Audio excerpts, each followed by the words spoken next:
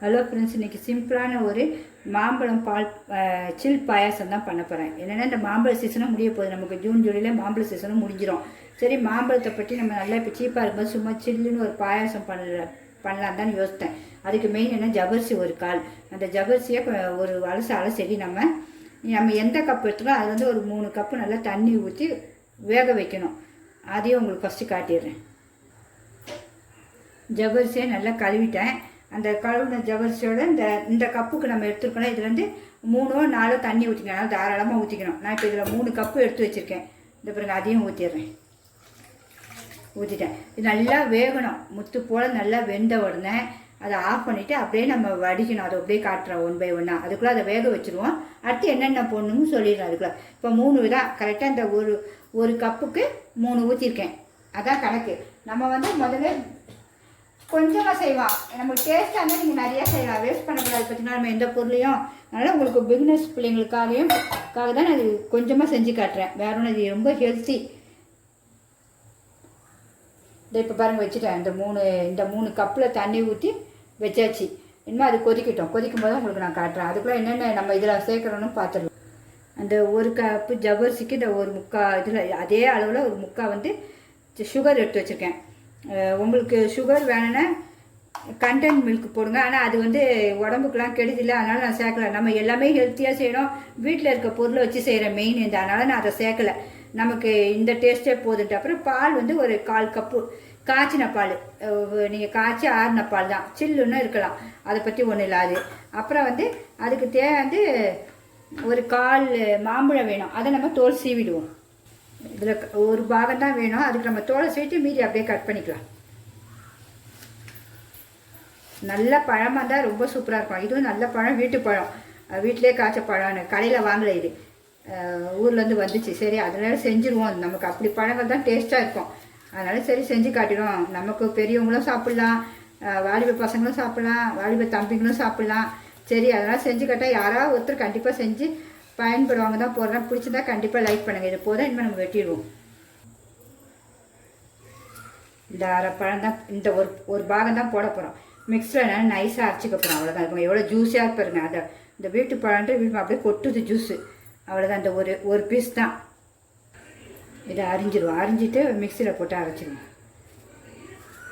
எல்லாமே டேஸ்ட்டாக இருந்தால் தான் செஞ்சு காட்டுவேன். ஏன்னா நான் செஞ்சு பார்ப்பேன். எனக்கு ரொம்ப பிடிச்சிருந்தா தான் அந்த டிஷ்ஷு எதுவுமே உங்களுக்கும் செஞ்சு காட்டுவேன். ஏன்னா நான் ஒரு ஆள் தான் சாப்பிட்றேன். இதை அப்படியே நான் செஞ்சு சாப்பிட்ருவேன். எனக்கு சரி, இது ஒரு காலையில் நம்ம ஒரு 11 மணி 12 மணிக்கு குடிச்சா வச்சுக்கோங்க. சில்லுன்னு ரொம்ப டேஸ்ட்டாக இருக்கும்.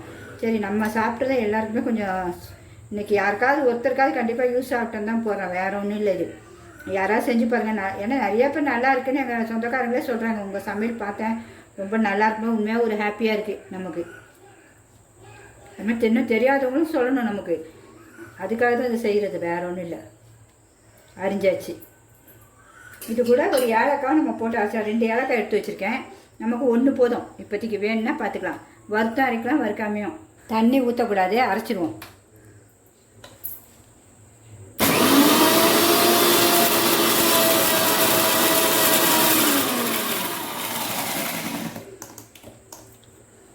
ஓகே, நல்லா அழகாக மசிஞ்சிருச்சு.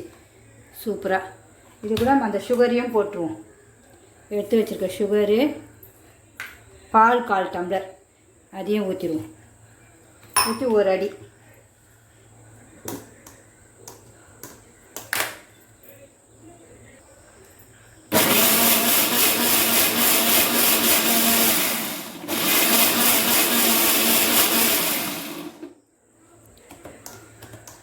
இந்த இப்போயே சூப்பராக ஆகிடுச்சு பாருங்கள்.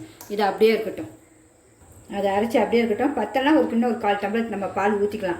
அதுக்கப்புறம் மேலே லாஸ்ட்டில் நம்ம டெக்கரேஷன் பண்ணிட்டு கொஞ்சம் மாம்பழம் சுவையாக இருக்கனால அதுக்காக ஒரு மாம்பழம் கொஞ்சம் ஒரு 1/4 வாசி, ஒரே ஒரு பாதாம் எடுத்து வச்சுருக்கேன். நீங்கள் எவ்வளோ வேணால் போட்டுக்கலாம். முந்திரி மேலே டெக்கரேஷனுக்கு ஒரு 3, கொஞ்சோண்டு முந்திரி, திராட்சை எல்லாம் வறுத்துக்கலாம். நெய்யிலையோ எண்ணெயிலையோ உங்கள் விருப்பங்கள், அது எப்படி சௌகரியமோ அப்படி.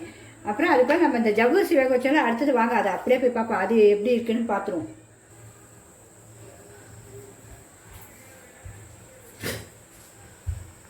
இந்த 3 இப்போ கப்பில் தான் தண்ணி ஊற்றிருக்கோம். அது நல்லா இது வந்துருச்சு பாருங்க.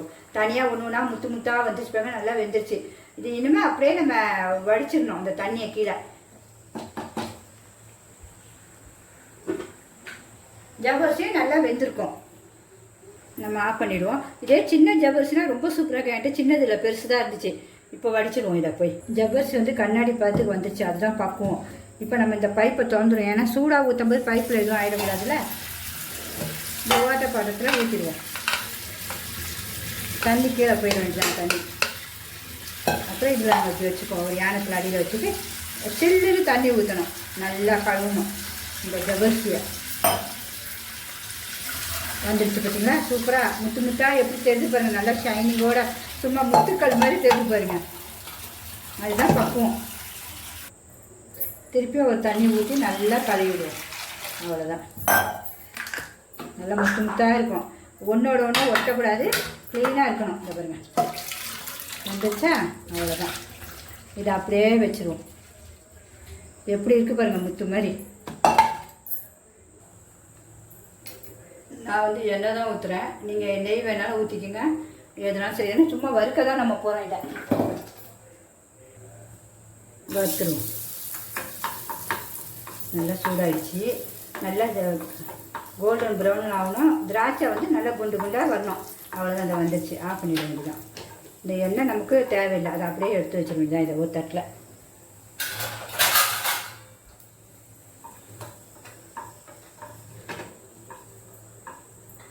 அவ்வளோதான். இப்போ அந்த ஜவ்வரிசிலாம் நம்ம இதில் போட்டுருவோம். தண்ணியில் வடித்து வச்சுருக்கல, முத்து மாதிரி இருக்கும். ஜவ்வரிசி நல்லா குளிர்ச்சி, மாம்பழம் வீட்டினாலும் இந்த குளிர்ச்சி பார்த்திங்கன்னா ரொம்ப நல்லது உடம்புக்கு. இவருக்கு எப்படி இருக்குது பாருங்கள் பாக்கிய. அப்புறம் இந்த மாம்பழத்தை நம்ம அரைச்சி வச்சுக்கலாம், மாம்பழம், ஏலக்காய், சர்க்கரை, பால், அதையும் எல்லாத்தையும் இதில் போட்டு. நீங்கள் யாரா திடீர்னு வந்து அவங்க செஞ்சு கொடுத்துப்பாங்க, எவ்வளோ சூப்பராக இருக்குன்னு வாங்க. இதை ஒன்றா ஒரு கலக்கு கலக்கணும்.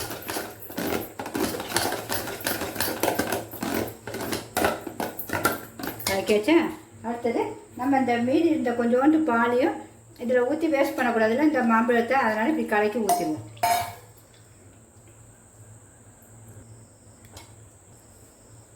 இப்போ நம்ம இந்த முந்திரி திராட்சையும் இதில் போட்டுருவோம்.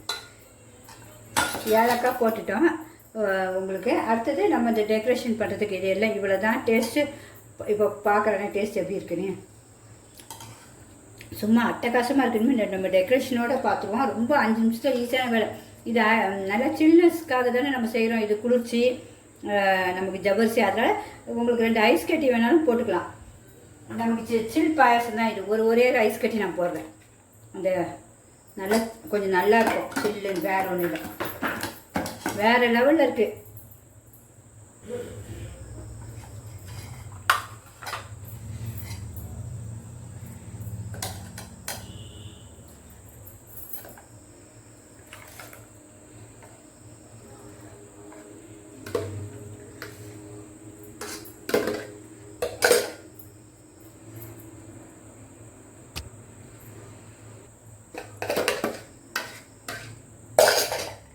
இந்த ஒரு கப்பு வந்திருக்கு ஃபுல்லாக. ஹலோ ஃப்ரெண்ட்ஸ், சுவையான ஜவ்வரிசி மாம்பழ பாயாசம் ரெடி ஆகிடுச்சு. ஐஸ் பாயாசம். இதை பாருங்கள், ஜவ்வரிசி எவ்வளோ அழகாக முத்து முத்தாகவும் தெரிஞ்சு பாருங்கள். பார்க்க மாம்பழம் எல்லாம் போட்டு சூப்பராக இருக்கா பார்த்தீங்களா. எல்லாருமே செஞ்சு பாருங்கள். இந்த வெயில் காலத்துக்கு குடிக்கலாம், இந்த மாம்பழ சீசன் முடிச்சவங்க குடிக்கலாம். நான் டேஸ்ட் பார்க்குறேன் இப்போ எப்படி இருக்குன்னு. இப்போ உண்மையே ஏனாமிதமாக இருக்குங்க. இந்த ஜவ்வரிசிலாம் அவ்வளோ ஒரு டேஸ்ட்டாக இருக்குது, அல்டிமேட்டாக இருக்குது. எல்லாருமே செஞ்சு பாருங்கள். பிடிச்சிருந்தா கண்டிப்பாக லைக் பண்ணுங்கள், சப்ஸ்கிரிப்ஷன் பண்ணுங்கள் சிம்பா நியூஸ் சேனலுக்கு. ஓகே ஃப்ரெண்ட்ஸ், பாய்.